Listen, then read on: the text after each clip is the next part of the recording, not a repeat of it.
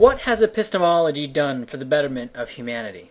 Epistemology seems a bit less troublesome than ethics because all epistemology does is modalize reality. It takes that which is graduated and force-fits it into types. And I know, people who deal in epistemology claim this is not true and that they do accept graduation, and all epistemology does is serve as a sieve to filter out bad arguments. You don't know that, thus your argument rests on faulty pretenses. But Sean beautifully illustrated the problem with epistemology by debunking racism by calling a black man a man with black skin. Right, so this would be a black man.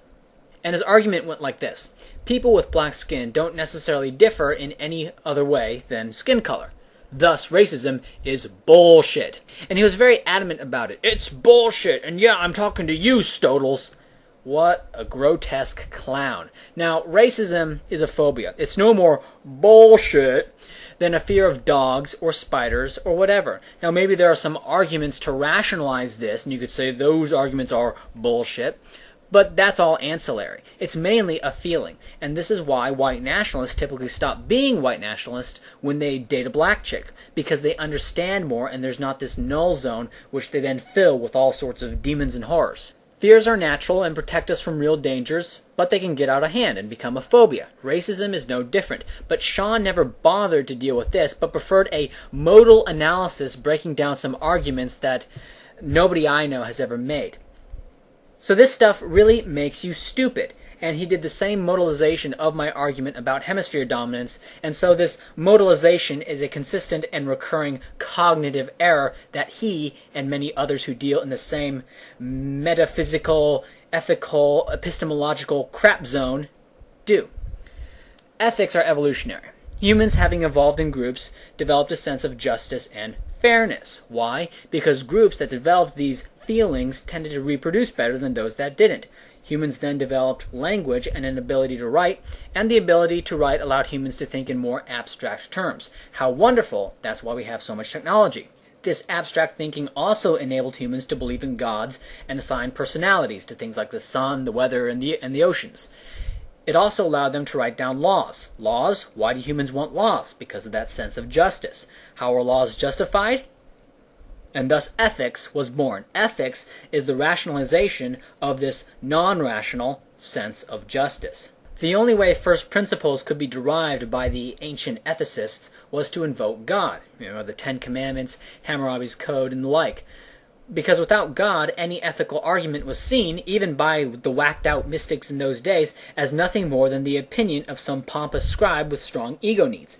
And it was this God-justified ethics that laid the groundwork for the state. The reason many believe ethics exists is because they do in fact have a sense of justice, and ethical arguments can inflame this non-rational feeling. That's all. And so when Stefan Molyneux talks about ethical arguments getting at deeper truths that people can really feel, all he's describing is this non-rational sense of justice. It's biological, evolutionary, and deterministic. There's no ghost in the machine, and ethics is not part of reality. And so to understand human action, all one must do is understand humans, and this means psychology and neurobiology, and understanding evolution can give us clues as to where to look. Praxeology is an abstraction of psychology one step higher, to how individual humans act in response to stimuli in relation to each other.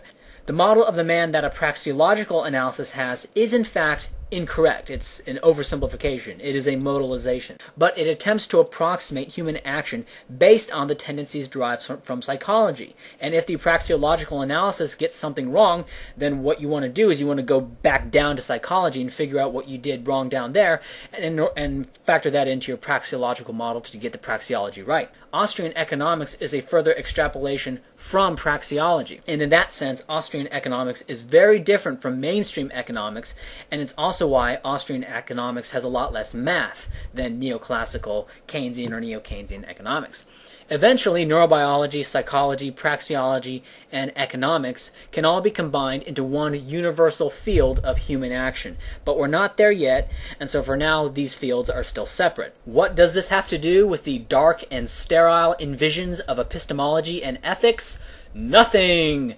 Absolutely nothing! Except that the mania of ethics can be explained evolutionarily and neurobiologically. This is why engineers can get published in philosophy journals spouting off a bunch of philosophagorical nonsense. I'm sure you've all heard of the stories that there was some engineer who was able to, make some stuff up, submit it to a philosophy journal, and get it published, no problem. Just use a bunch of jargon, make up a bunch of stupid arguments, and it'll get published. And this is why I was able to set up a dummy account, UR spit out a bunch of philosophagorical nonsense, and get 5 stars from all the philosophagoricals on YouTube.